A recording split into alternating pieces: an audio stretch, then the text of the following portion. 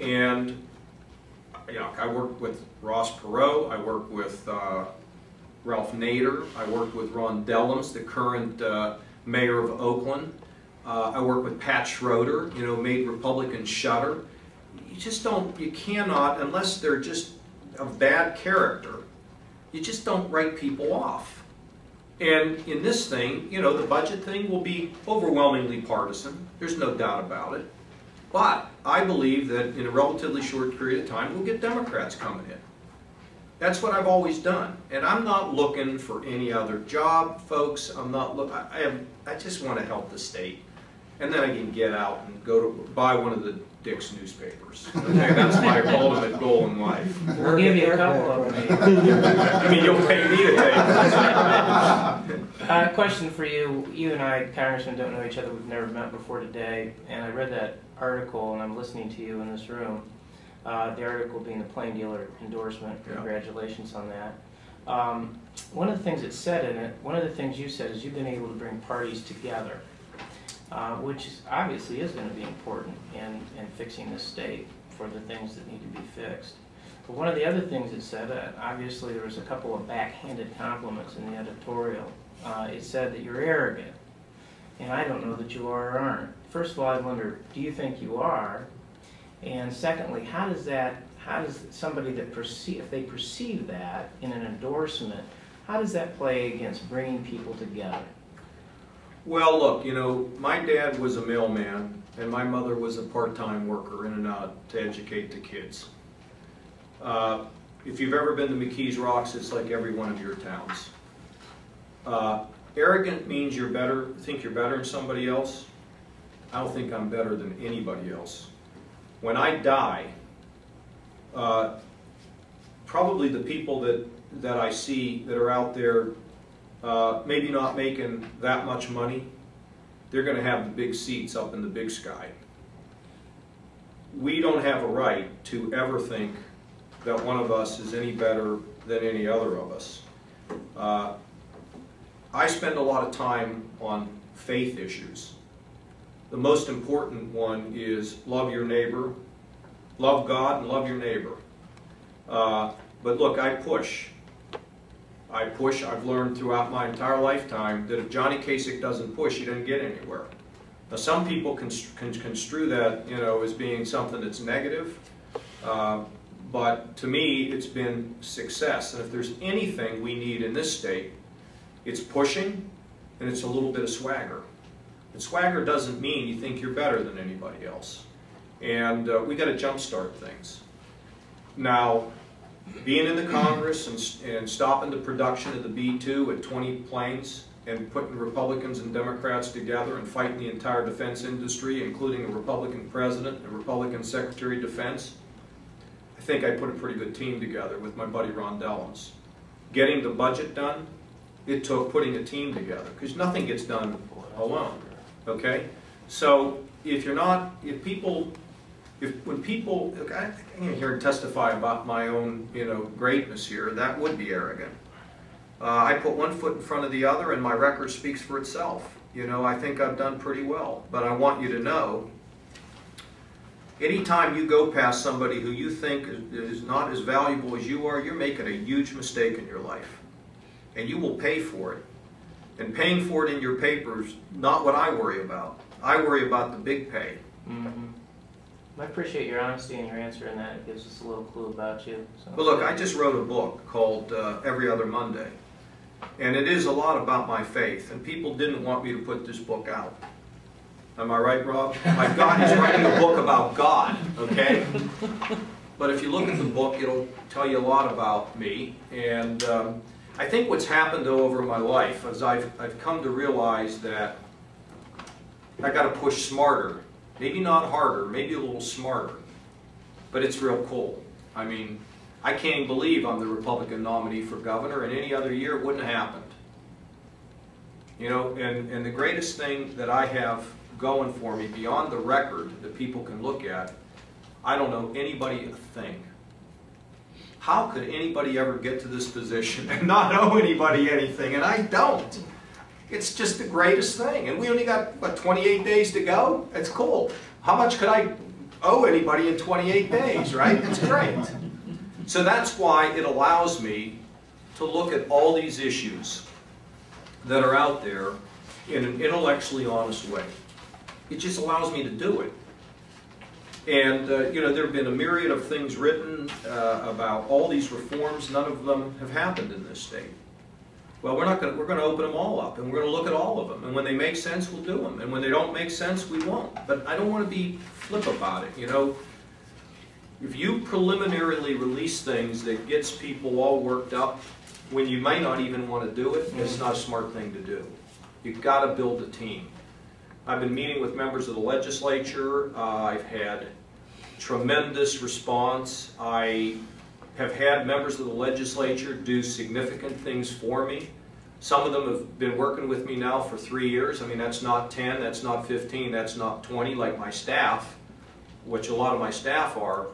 But I'm building really good relationships. Before we came over here, I just was on a call with the state senator. We had 11 people in the room. I said, this is the greatest guy going. He's been helping me for years now. He's fantastic, and we're going to elevate him. I don't want the light to shine on me. I'm not interested in that. I'm on getting the job done. Let the light shine on somebody else. Because if it's shining on me, it didn't shine on somebody else. The good news is I understand a lot about human nature. How are Mary Taylor's golfing skills? I don't think Mary plays golf. Her husband does. And he's not very good. And the day I played with him, I wasn't very good. In fact, I never even played that day, now that I think about it. One of the things... Mary's shooting skills are pretty good, though. one of the things that's troubling to a lot of people in small towns are how public employee salaries, but more importantly, pensions, do not reflect the realities that most of us are facing, where, you know, the responsibility for our retirements has been increasingly pushed on, you know, our own, you know, individual selves. We used to have a defined benefit plan, and now we don't, 401k only. Yeah. And yet, you know, the pension plans are coming along saying, you know, we need increased public, you know, contributions. How would you deal with that? Well, first of all, you know, the public employee unions, including the teachers' unions, are just so excited about the possibility of my winning, okay? And what they hold out there is, what will Kasich do? Or they don't say that, they claim what I'm going to do, which they don't have a clue, because I don't know yet. Here's what I think is going on. I think, and not to give you, not to patronize you, but I think the news media has begun to talk about the disparity in benefits between people who are in public service and those who are not. I think that has been a very useful conversation, but I don't think the public fully understands this yet. When they do understand it, it's going to be a real problem. Now, I don't intend to hire any employees. We've hired 4,000 backs, and 9,000 left state service in 3 years. I hired 4,000 back. I'm going to shrink the workforce. That's number one. Number two, sir, I'm kind of scooting around it. Let me answer it this way. Public service used to be a place where you got more security, maybe a little bit better benefits, but you got lower pay. Now what we're finding is you get more pay, more security, and better benefits, and a better pension. There has to be some equity here. Now, how this pension system is, I don't know yet. You can always say that something is either actuarially sound or unsound, and I've come to find in my life that is a matter of opinion.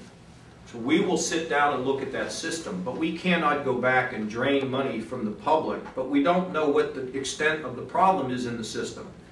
Well, I guess the government could start by taking the actuarial assumptions that it makes private business use and use it on themselves. I think we should look at that, and look, that's been the claim about Social Security and all these systems, and I actually developed a program on Social Security, but you have to be sensitive about it. You can't just hammer people who are retired or those who are going to be retired. If it's a problem, then you need to phase in, and it has to be a good plan, and that's the way I would approach it.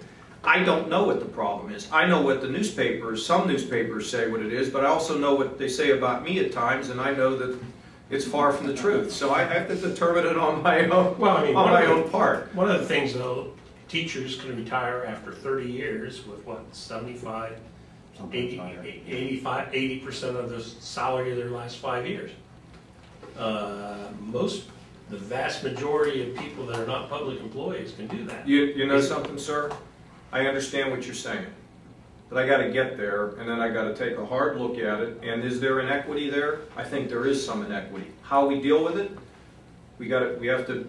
You just don't go rushing into that and disrupting, throw everybody into chaos. You need to look at it. You need to tell people what's going on.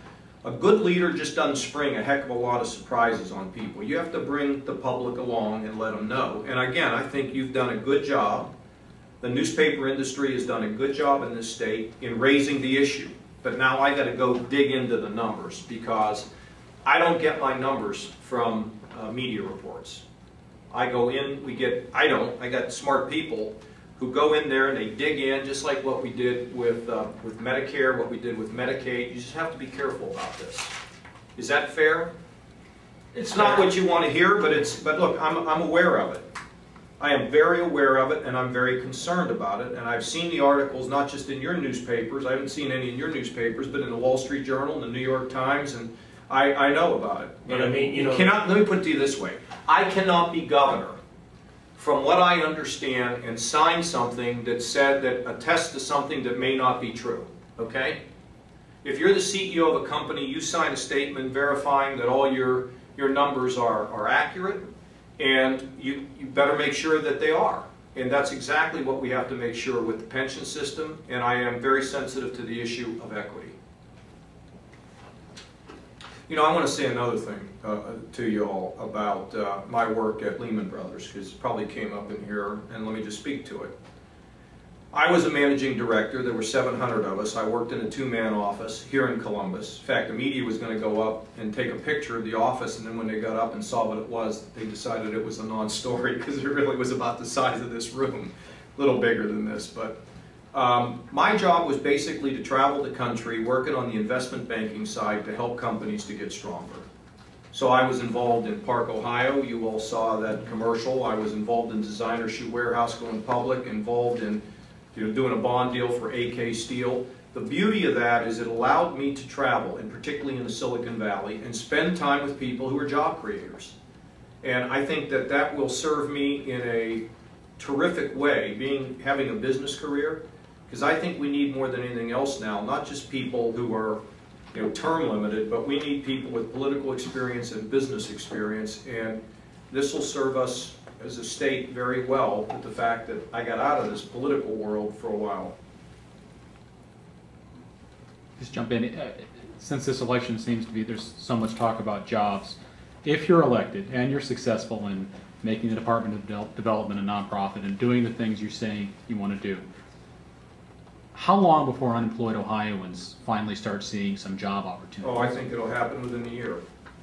I think we will make progress. And I've told everybody as I've traveled to different cities and had regional meetings on, I had a big one up in Canton, for example, that Tim Timken held. We have to have some early successes. We've got to announce some retentions, we've got to announce some expansions. We have to have some early success. Because if you don't start getting early success, then you lose momentum. If you lose momentum, you're Ohio State in some of those bad years against Wisconsin. I mean, you just can't lose momentum. And I think the bottom line is we can get the needle moved. I mean, we can't fix it all, but I believe we can get the needle moved. I think that if we can take these assets and sell them strategically, or, you go to businesses and say, what do you need? What is it you need to be stronger here, and what can we do for you to get you to do more here? I believe it'll work. Can you be specific?